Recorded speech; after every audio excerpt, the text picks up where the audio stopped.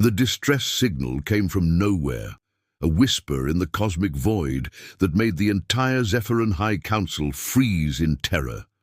For 300 years, the galaxy had known peace under their rule. The warlike humans had been extinct for centuries, their homeworld terror reduced to ash and legend. Yet here it was, broadcasting across 17 star systems in perfect galactic standard. "This is Captain Marcus Reed of the Terran vessel Prometheus. We need immediate assistance." Councillor Vexitar's 4 eyes widened as he studied the transmission. Data. The signal originated from the Forbidden Sector, where humanity's last stand had supposedly ended in nuclear fire. No ship had returned from those dead systems in generations. The other council members, representing 12 different species, began chattering in panic. They all remembered the stories their ancestors had passed down about human warfare. The Kethanari representative, a towering insectoid named Zikalok, clicked his mandibles nervously. His people had been the first to encounter humans during the expansion wars. They learned too late that humans didn't just fight to win, they fought to survive. And survival meant using every dirty trick, every desperate gamble, every impossible strategy that civilized species would never consider. Humans turned asteroids into weapons, space stations into bombs, and retreat into victory. High Councillor Veltar, eldest of the Zephyran race, accessed the historical archives with trembling tentacles. The records were clear. The last human fleet had been cornered in the Sol system by a combined armada of 47 species. Rather than surrender, they detonated their own star, creating a stellar grave that consumed everything within 3 light-years. The explosion should have sterilized the entire region permanently. But now, this signal suggested otherwise. "Captain," Marcus Reed's voice carried an edge that made seasoned warriors uncomfortable. It wasn't pleading or desperate. It was calm, professional, almost casual, as if requesting help while holding all the cards. The background static revealed something even more disturbing. Multiple engine signatures, suggesting Reed wasn't alone. The council chamber erupted in debate. Some wanted to ignore the signal, pretending they never heard it. Others demanded an immediate military response to investigate. The wiser members suggested sending humanitarian aid, hoping to avoid another war. But Veltar knew the truth, that none dared speak aloud. If humans had truly survived the Sol incident, if they had spent 3 centuries hiding and rebuilding in that radioactive wasteland, then they hadn't just endured extinction, they had evolved beyond it. The transmission ended with words that would haunt the galaxy. "We've been waiting for someone to answer. We're coming home." The silence that followed carried the weight of an empire's fear, because everyone present understood that humanity's greatest weapon had never been their ships or bombs. It was their refusal to stay dead when the galaxy wanted them gone. Captain Marcus Reed stood on the bridge of the Prometheus, watching sensor readings that defied every law of physics the galaxy thought it understood. His ship wasn't just any vessel, it was a masterpiece of 3 centuries' worth of desperate innovation.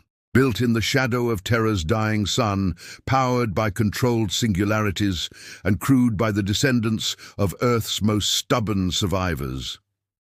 Lieutenant Kara Voss approached with the latest intelligence reports. Her pale skin bore the radiation, scars common to all soul-born humans, marking her as part of the generation that had learned to thrive in conditions that would kill most galactic species. The data she carried revealed the galaxy's current state: prosperous, complacent, and completely unprepared for humanity's return. Reed studied the tactical displays showing the positions of Zephyran patrol fleets. They moved in predictable patterns, relying on overwhelming numbers rather than strategy. It was exactly what he had expected from a species that had grown soft during 3 centuries of unchallenged dominance. The other member races of the Galactic Coalition had fallen into similar patterns, Their military doctrines focused on maintaining order rather than fighting wars. In the engineering section, Chief Engineer Tom Halloway made final adjustments to the ship's revolutionary stealth systems. Human technology had advanced in directions the galaxy couldn't imagine, driven by necessity rather than comfort. They had learned to bend space-time itself, to make their ships invisible, not just to sensors, but to reality itself. The Prometheus could exist in multiple dimensions simultaneously, striking from angles that three-dimensional thinking couldn't comprehend. Commander Diana Cross coordinated with the other vessels in Reed's fleet. 47 ships, each one a marvel of human engineering, each one crewed by people who had grown up hearing stories of their parents' exile. They weren't seeking conquest or revenge, they were coming home to a galaxy that had tried to erase them. The difference was crucial because it meant they fought not with hatred, but with the cold determination of survivors. The first engagement came sooner than expected. A Zephyran patrol squadron detected unusual gravitational anomalies and moved to investigate. Reed gave a simple order: show them we're real, but don't show them everything. The Prometheus decloaked directly above the lead cruiser, its massive hull dwarfing the alien vessel. Before the patrol could react, targeted electromagnetic pulses disabled their weapons and communications without harming the crew. Reed opened a channel to the disabled ships. His voice carried across space with quiet authority. "This is Captain Reed of the Terran Exploration Fleet. We mean you no harm, but we will not be ignored again. Tell your leaders that humanity requests an audience." The patrol ships were released unharmed but humbled, carrying a message that would shake the foundations of galactic civilization. As word spread through the coalition networks, panic began to set in. Military analysts tried to understand how the human ship had appeared from nowhere and vanished just as quickly. The technology gap was staggering, suggesting that humanity hadn't just survived, they had thrived in exile, pushed by desperation to achieve breakthroughs that peaceful species had never needed to discover. The galaxy was about to learn that evolution never stopped, especially when driven by the will to survive. The emergency session of the Galactic Coalition had been called within hours of the Prometheus encounter. Representatives from 53 species filled the vast chamber on Nexus Prime, their various forms of communication creating a cacophony of fear and confusion. At the center of it all sat High Chancellor Krixval of the Hegemony, his crystalline form pulsing with nervous energy. As he reviewed the patrol squadron's reports, Fleet Admiral Nexthar of the Vorthak Navy presented the tactical analysis. The reptilian commander's scales had shifted to a deep purple, indicating extreme stress. According to their best estimates, the human vessel had technology at least 2 centuries ahead of anything in the coalition arsenal.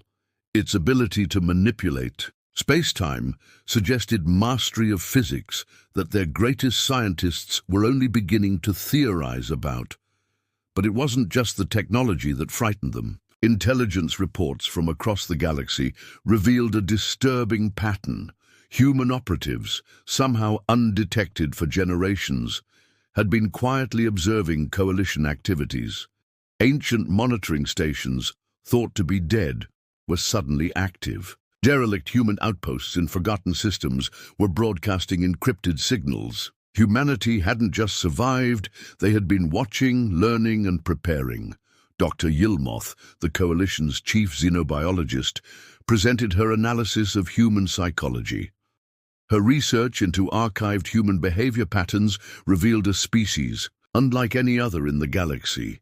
Humans possessed what she termed adaptive persistence, the ability to endure impossible conditions and emerge stronger. They viewed setbacks not as defeats, but as learning opportunities, obstacles not as barriers, but as puzzles to solve.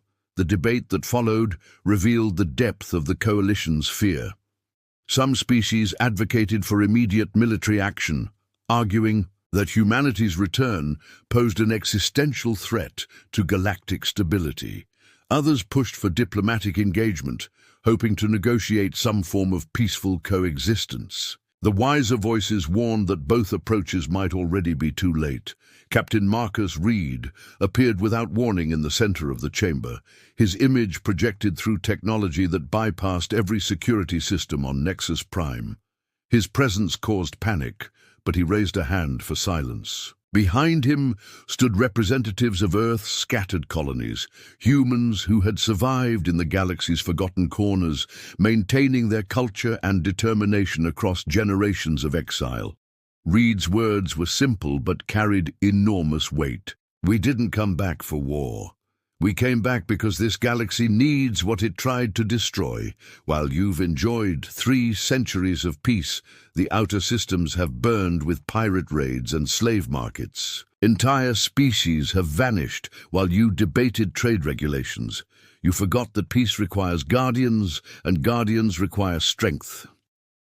The holographic display showed footage from humanity's covert operations rescuing enslaved populations, destroying pirate bases, and protecting vulnerable colonies.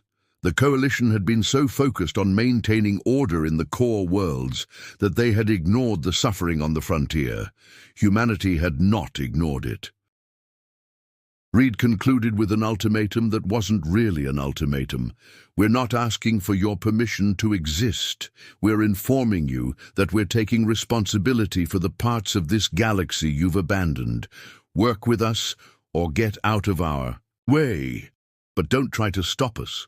You already tried that once." The projection ended, leaving the chamber in stunned silence as representatives realized that humanity wasn't seeking to rejoin galactic civilization, they were offering to save it from itself. 6 months after first contact, the galaxy had transformed in ways no one could have predicted. Captain Marcus Reed now commanded not just the Prometheus, but an entire fleet of vessels that seemed to materialize from the void itself. The human ships didn't just travel through space. They danced through dimensions, appearing where needed and vanishing before conventional forces could respond. Lieutenant Commander Jake Morrison led the first joint human-alien patrol, his crew working alongside volunteers from 17 different species. The mission was simple: investigate reports of massive slave trafficking operations in the Corvan sector. What they found exceeded even their worst expectations: an entire star system converted into a processing center for sentient beings, defended by mercenary fleets that the Coalition had somehow never noticed. The battle that followed redefined galactic warfare. Human ships moved in patterns that defied conventional tactics, striking from impossible angles, while their alien allies provided covering fire and rescue operations. The mercenaries found themselves fighting an enemy that seemed to exist in multiple realities simultaneously, their weapons passing harmlessly through targets that struck back with devastating precision. Commander Beth Walsh coordinated the rescue efforts from her ship, the New Horizon. Her teams moved through the slave processing stations with surgical precision, liberating thousands of beings from dozens of species. Many of the rescued had been missing for years, their home governments convinced they were dead. The scale of the operation revealed how deeply corruption had penetrated Coalition space. The aftermath was even more shocking than the battle itself. Reed's investigation teams, working with alien allies, traced the slave network's financial backing to some of the Coalition's most respected corporations and even government officials. The revelation that the galaxy's peaceful prosperity had been built partly on hidden suffering caused massive political upheavals across multiple worlds. High Chancellor Crixville found himself in an impossible position. Public opinion was turning toward the humans who had accomplished in 6 months what the Coalition had failed to do in decades. Anti-corruption protests erupted on major worlds, demanding accountability and reform. Some species began withdrawing from the Coalition entirely, seeking direct alliance with humanity instead. But Reed surprised everyone by refusing to exploit the political chaos. Instead, he proposed something unprecedented: the Iron Covenant, a new form of galactic governance based on shared responsibility rather than central authority. Each species would maintain sovereignty over their own worlds while contributing to joint defense and anti-piracy operations.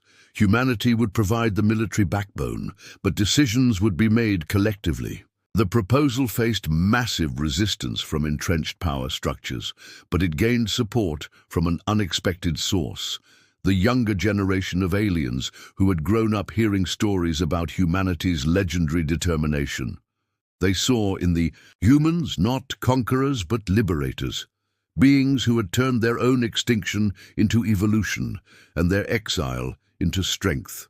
As the first formal meetings of the Iron Covenant began, Captain Reed stood before delegates from over 40 species. His words carried the weight of history and the promise of a different future. "We're not here to rule you. We're here to stand with you. This galaxy tried to write humanity out of its story, but we wrote ourselves back in. Now we write the next chapter together as equals who choose to be stronger than the sum of our parts." The applause that followed came from beings who had never imagined they could stand as equals with the legendary humans. But equality, Reed knew, was just another word for the kind of partnership that turned the impossible into inevitable. 5 years later, the galaxy bore little resemblance to the complacent civilization that had once feared humanity's return.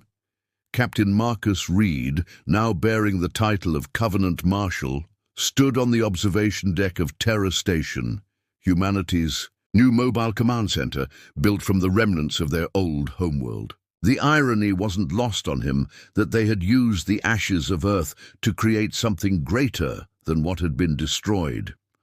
The transformation was visible everywhere.